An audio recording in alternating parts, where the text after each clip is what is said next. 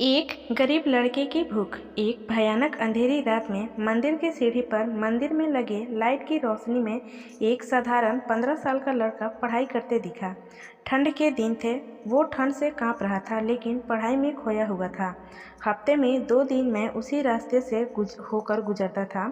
दिन में कभी वो नज़र नहीं आता। मुझे काफ़ी जिज्ञासा होती थी उसके बारे में जानने की। एक रात खाना खाकर मैं गाड़ी लेकर उसी रास्ते से गुजरने वाला था।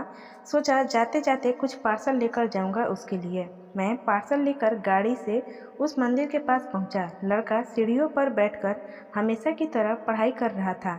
मैंने गाड़ी रोकी और उसके पास गया। मेरी तरफ जब उसने देखा तो वो मुस्कुरा दिया, जैसे वह मुझे पहले से जानता हो। मैंने उससे पूछा, बेटा तुम हमेशा यहीं पर क्यों पढ़ाई करते हो? सर, मेरे घर में बिजली नहीं आती, मेरी माँ बीमार रहती है और तेल डालकर दिया जलाने लायक मेरी परिस्थिति नहीं है। बस इसीलिए मैं यहाँ आकर पढ़ता हूँ। तुम मुझे देखकर मुस्कुराए क्यों? मैंने पूछा। क्योंकि आप भगवान हैं, वो बोला। ऐसा नहीं है, मैंने कहा। नहीं, आप भगवान ही हैं, वो बोला। चलो वो सब जाने दो, मुझे बताओ क्या तुमने खाना खा लिया? क्योंकि मैं तुम्हारे लिए खाने का पार्सल लाया हूँ। देखा, इसलिए मैं आपको भगवान कह रहा था। आज मुझे बहुत भूख लगी है।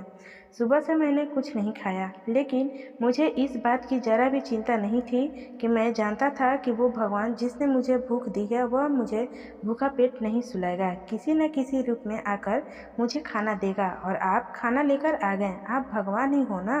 मेरे पास कोई शब्द नहीं थे। अनजाने में ही मेरे हाथों पुण्य का काम हो रहा था। हर दिन कर्जे में डूबे होने के कारण ऊपर वाले को उस भगवान को कोसता था। आज उसने मुझे ही भगवान की उपाधि देकर शर्मसार कर दिया था।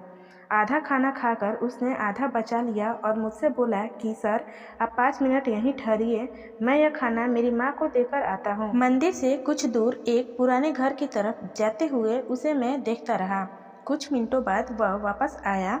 उसके हाथों में मुट्ठी भर फूल थे। उसने वो मेरे पैरों में रख दिए और बोला, माँ ने कहा जिस भगवान ने हमारा पेट भरा है उसके चरणों में थोड़े फूल तो चढ़ाने ही चाहिए।